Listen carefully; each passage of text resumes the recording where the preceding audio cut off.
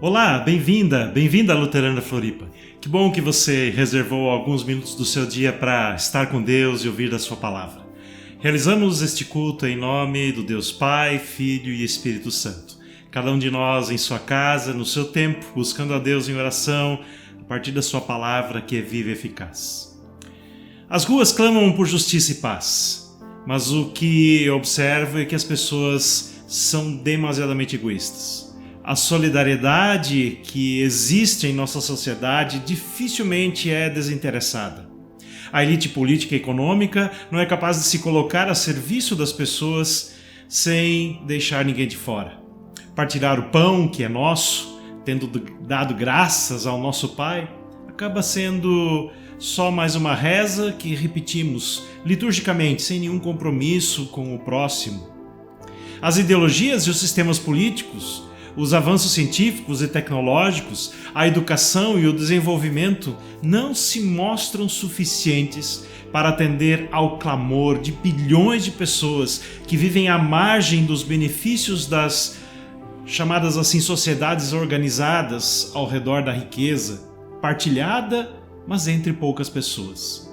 Será que o clamor do nosso mundo por mais compaixão, solidariedade e generosidade ainda encontra alguma resposta entre as pessoas cristãs que cultivam um relacionamento com Deus? Qual é a nossa resposta ao clamor das nações? O apóstolo Paulo, na carta aos Gálatas, no capítulo 6, os versículos 9 e 10, assim nos orienta: "E não nos cansemos de fazer o bem, pois no tempo próprio colheremos, se não desanimarmos. Portanto, enquanto temos oportunidade, façamos o bem a todos, especialmente aos da família da fé." A nossa natureza egocêntrica e egoísta nos tira do foco do Evangelho, que é o amor e a solidariedade. Muito facilmente desanimamos e rotulamos o outro de preguiçoso, incapaz, sem vergonha, malandro, e nos esquecemos que Jesus nos chama para fazermos o bem e sermos altruístas. No Sermão do Monte, Jesus chama a nossa atenção: tenham o cuidado de não praticar suas obras de justiça diante dos outros apenas para serem vistos por eles. Se fizerem isso, vocês não terão nenhuma recompensa do Pai Celestial. Portanto, quando você der esmola, não anuncie isso com trombetas, como fazem os hipócritas nas sinagogas e nas ruas, a fim de serem honrados pelos outros. Eu lhes garanto que eles já receberam sua plena recompensa. Mas quando você der esmola, que a sua mão esquerda não saiba o que está fazendo a direita, de forma que você preste a sua ajuda em segredo, e seu Pai, que o vê, o que é feito em segredo, o recompensará. Quero convidar você para ter um momento de oração comigo. Senhor, me ajude a enxergar e a discernir quem ao meu lado precisa da minha ajuda, do meu cuidado, da minha atenção. Que os meus olhos e os meus ouvidos estejam abertos para perceber as necessidades daqueles que estão próximos a mim. Perdão, Senhor, se eu tenho sido egoísta. Perdão, Senhor, se eu tenho virado o meu rosto, se eu tenho fechado os meus olhos, se eu tenho tampado os meus ouvidos para as pessoas que estão à minha volta. Perdão, Senhor, se de fato eu tenho sido egoísta, tenho sido aquela pessoa que só olha para o próprio umbigo. Assim, Senhor, que o Teu amor e a Tua graça possam tocar na minha vida e nas nossas vidas. Assim nós oramos e clamamos por Teu perdão e por Tua misericórdia, em nome de Jesus. Amém. Porque a graça de Deus se manifestou salvadora a todos os homens, a todas as pessoas. Ela, a graça, nos ensina a renunciar à impiedade e às paixões mundanas e a viver de maneira sensata, justa e piedosa nesta era presente, enquanto aguardamos a bendita esperança, a gloriosa manifestação do nosso grande Deus e Salvador, Jesus Cristo. Que Deus, em sua graça e misericórdia, nos ajude a praticarmos a justiça e o amor como Jesus amou, como Jesus praticou. Convido você a ouvir uma música antes da nossa reflexão nesse dia.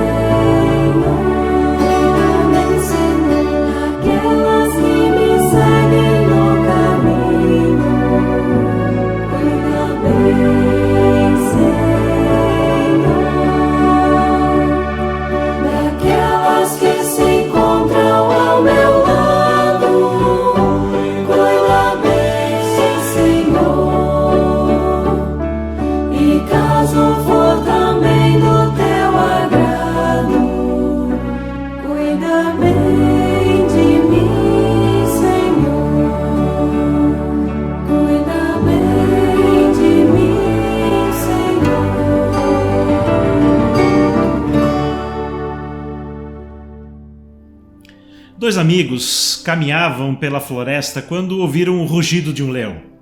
O primeiro começa a pensar em lugares onde os dois poderiam se esconder e se proteger. O segundo lentamente abre a mochila e começa a calçar seu tênis de corrida. O primeiro então pergunta: "Você pensa que vai conseguir correr mais rápido do que o leão?" E o outro então responde: "Eu não preciso correr mais rápido do que o leão, eu apenas preciso correr mais rápido do que você." O primeiro buscou uma solução coletiva, pensando em como salvar a si mesmo e o seu amigo. O segundo optou pela seleção natural, escolhendo salvar sua vida sacrificando a vida do seu amigo. Esse é um dos grandes dilemas humanos: altruísmo ou sobrevivência? O que deve ter a primazia? O bem comum ou os interesses pessoais? Convivemos todos com essa ambiguidade. Essa ambiguidade que guerreia, que luta dentro de nós. Vou ajudar o outro ou vou salvar a minha própria pele? De acordo com Charles Darwin e seu princípio da seleção natural, o mais forte, ou mais apto, ou mais adaptado é que sempre vai sobreviver. Aqueles que escolhem o caminho do altruísmo e arriscam a vida em favor dos outros, na média, morrem mais cedo e falham em passar os seus genes adiante. Ou seja, os egoístas sobrevivem. A conclusão científica de Charles Darwin se encontra ou tem paralelos com a narrativa teológica de Gênesis, que descreve o ser humano, um ser humano viciado em escolher a si mesmo, sempre que precisa decidir quem deve ser privilegiado em suas relações. Quando Deus não se agrada da oferta de Caim, ele se sente desprestigiado e resolve então matar o seu irmão. E depois disso, o Senhor então pergunta a Caim: "Onde é que está o seu irmão Abel?" E Caim então responde: "Eu não sei, sou eu o responsável por meu irmão?" Como construir sociedades solidárias e colaborativas quando a tendência natural de todo ser humano sugere o caminho da autopreservação e do egocentrismo? Me acompanhe na leitura do texto de Isaías, capítulo 42, os versículos de 1 a 4. Eis o meu servo, a quem sustento, o meu escolhido, em quem tenho prazer. Porém nele o meu espírito, e ele trará justiça às nações. Não gritará, nem clamará, nem erguerá a voz nas ruas. Não quebrará o caniço rachado e não apagará o pavio fumegante. Com fidelidade fará justiça. Não mostrará fraqueza, nem se deixará ferir, até que estabeleça a justiça sobre a terra. Em sua lei, as ilhas porão sua esperança. A justiça com a qual todos nós sonhamos, a justiça para todas as nações, como lemos no primeiro versículo, é mediada por um servo. O que dá para esperar de alguém com uma identidade ou com uma atitude de servo? Não vai sobreviver muito tempo em nosso mundo competitivo. Além do mais, ele não é alguém que ergue a voz denunciando a injustiça, ele não vai para a rua protestar. Alguém que deseja prevalecer precisa aparecer. Os movimentos sociais dos nossos dias deixam isso bem claro. Quando se pretende reparar uma injustiça, é necessário que se vá à rua, é necessário a mobilização das massas. São necessárias palavras de ordem, gritos. Então, como é que o servo de Deus pretende que suas reivindicações de justiça se façam ouvir? Como ele imagina introduzir mudanças em nossa sociedade? Como o servo de Deus pretende obter êxito? Um servo não parece ser uma pessoa adequada para lutar por justiça. E sua estratégia de ação parece uma estratégia destinada ao fracasso. A lógica de Deus inverte a lógica humana. O que é grande aos olhos humanos é pequeno aos olhos de Deus. Nós valorizamos a aparência, Deus valoriza a essência. Para nós, se não estiver postado no Instagram, é como se não existisse, mas Deus entra nesse mundo pela porta dos fundos. Se não reconhecemos a presença de Deus lá no menino Jesus, na manjedoura, então só o que sobra dessa história é a palha. A descrição do servo de Deus não corresponde, num primeiro momento, a alguém que pudesse fazer alguma diferença em nossa sociedade. Precisamos entender melhor o que Deus mesmo diz de seu servo. Precisamos compreender melhor o jeito de Deus, a pedagogia de Deus. O Senhor e Criador do mundo inverte a lógica humana. Ele envia a este mundo o seu Filho Jesus Cristo. Jesus vem a este mundo como servo. O seu estilo e o seu jeito de cumprir a missão que lhe foi designada, aliás, não é a avenida, não são os holofotes, não é o caminho da fama, não é a eloquência do marketing. O profeta Isaías nos explica por que Deus inverte a lógica humana. Porque somente quem se movimenta silenciosamente, quem anda com cuidado, é que consegue perceber e acolher as pessoas que estão ao seu lado. Somente assim é que nós somos capazes de perceber as pessoas cujo pavio está apenas fumegando e cuja vara quase já se quebrou. Uma sociedade que está em constante agitação, onde tudo gira freneticamente, onde o barulho não cessa, não consegue perceber mais aqueles que estão desfalecendo.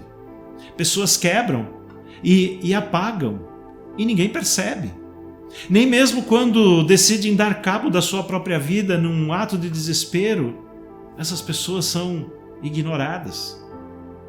Estamos, como diz o texto, rodeados de ilhas. O que significa isso? Pessoas que perderam o chão firme debaixo dos pés.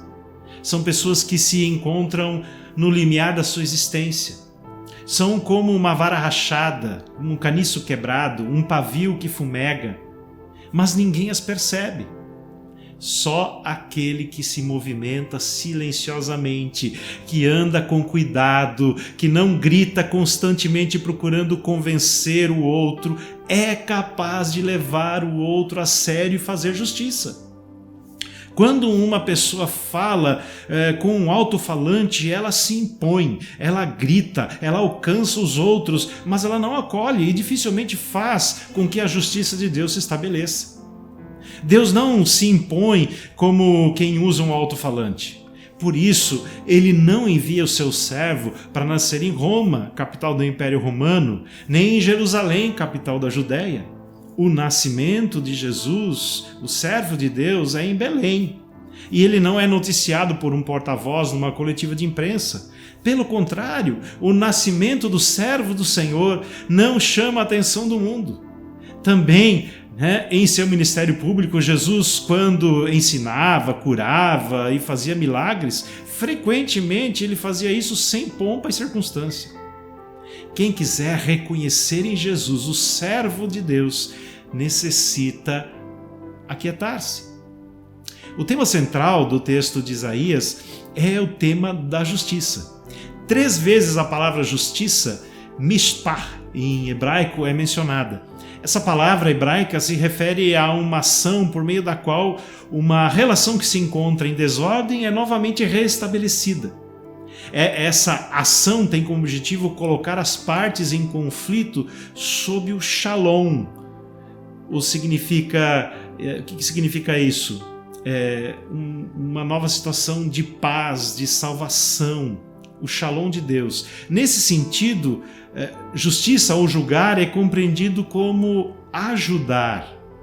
Então, no texto de Isaías, mishpah representa salvação para os povos, compaixão pelos oprimidos e o agir gracioso de Deus em favor do seu povo.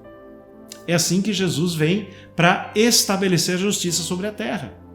Ele julga, condenando o pecado e a injustiça. No entanto, inesperadamente, é introduzido um ato de graça e de compaixão em meio ao processo penal, quando ele mesmo morre na cruz no teu lugar e no meu lugar. Antes, então, que se anuncie a sentença derradeira, antes que o caniço se parta de vez, antes que o pavio se apague, o servo de Deus anuncia a oportunidade da reconciliação através da fé em Jesus. O que está quebrado, assim, pode ser restaurado, restabelecido. Isso vale, em primeiro lugar, para o nosso próprio relacionamento com Deus. Ele está, naturalmente, ou a princípio interrompido por causa do nosso pecado, o nosso pecado que faz separação entre nós e Deus. Mas o anúncio do Evangelho consiste em proclamar o desejo de Deus de nos reconciliar com Ele, seu desejo de viver numa relação de amizade conosco. Então o objetivo de Deus não é nos condenar, mas é mostrar o quanto nós precisamos do seu perdão e nos restaurar no caminho da justiça. Então quando nós somos alcançados pelo perdão e pelo amor de Deus, nós somos libertos de nós mesmos. Não vivemos mais para nós mesmos, mas para Cristo, porque fomos arrancados das trevas e da escuridão e transportados para a luz, para o reino de Jesus. Por isso é que nós somos testemunhas desse agir maravilhoso de Deus em nossa vida e também somos chamados a ter a mesma atitude de Jesus. Somos chamados a ser servos. É assim que se estabelece a justiça de Deus. Então a missão da comunidade cristã, ela se concretiza em palavras e ações. Somos testemunhas do agir de Deus na nossa vida, mas penso que como comunidade nós também somos chamados a dar um testemunho prático e concreto da realidade do reino de Deus entre nós. Não precisamos dar o nosso testemunho de forma espalhafatosa, mas precisamos dar o nosso testemunho na medida em que, como comunidade, nós vivemos de uma forma alternativa, como uma comunidade de contraste. Uma comunidade solidária, colaborativa, que procura viver segundo os valores do reino de Deus e que rejeita o caminho da autopreservação e o caminho do egocentrismo. Nós precisamos ser uma comunidade que, em meio às muitas provações e dificuldades que nós vivemos, nós não desanimamos, nós não resignamos, mas somos agentes de esperança. Nós proclamamos a justiça. A lógica de Deus inverte a lógica deste mundo. Há algo mais poderoso do que o anúncio do Evangelho? Há testemunho mais contundente do que aquele que expressamos à medida que em atos concretos percebemos as pessoas que se encontram ao nosso lado, percebemos aqueles que estão prestes a sucumbir e amamos as pessoas, especialmente aqueles que não merecem o nosso amor? A justiça de Deus acontece quando a comunidade cristã acolhe o desvalido, o cansado, o pobre, o enfermo, as vítimas da violência urbana, os excluídos, o caniço rachado, o pavio fumegante, como diz o texto. Ali, Isaías diz que o servo não vem para apagar, o resto da chama que existe no pavio, ele não vem para quebrar de vez o caniço. Não. Que cada um de vocês possa ser esse servo do Senhor, que busca a restauração, a reconciliação e a salvação do outro, e não apenas olha para o seu próprio umbigo. Que você possa ser um agente dessa justiça de Deus, dessa justiça que é movida pelo altruísmo, pelo amor, pelo acolhimento, pela orientação que vem da palavra de Deus. Vamos orar. Senhor, obrigado por esta palavra inspiradora, por essa palavra que nos desafia a sermos agentes da justiça, da tua justiça nesse mundo. A tua justiça que vem a partir da fé e que se concretiza a partir da tua graça. Ó Deus, como nós temos sido egoístas, como nós temos olhado apenas para o nosso próprio umbigo e nos esquecemos das pessoas à nossa volta.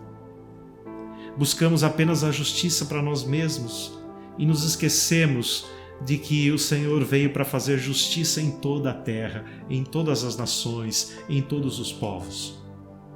Assim, Senhor, nos usa como comunidade cristã, nos usa como servos e servas tuas. Nós assim oramos, em nome de Jesus. Amém. Contribui financeiramente aqui com a Luterana Floripa. Você encontra na tela as formas de fazer isso. E ao contribuir, você estará ajudando a comunidade a continuar com a sua missão de pregar o Evangelho. Obrigado a você que tem contribuído mensalmente. A sua oferta é muito importante para a manutenção dos trabalhos da comunidade. Então, mais uma vez, obrigado você que tem contribuído, você que tem apoiado a comunidade através da tua contribuição financeira. Meu desejo é que o Senhor te abençoe, que o Senhor te guarde, que o Senhor faça resplandecer o seu rosto sobre ti e tenha misericórdia de ti. Que o Senhor sobre ti levante o rosto e que Ele assim te dê a paz. Que o Senhor assim te guarde, tenha um abençoado dia, uma abençoada semana e que possamos nos encontrar na semana que vem. Amém.